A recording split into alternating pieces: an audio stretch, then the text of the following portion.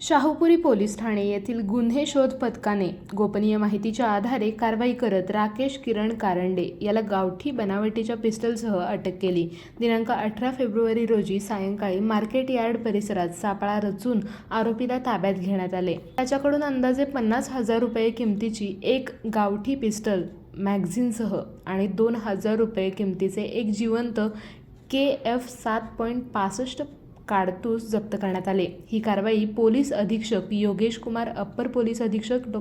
B.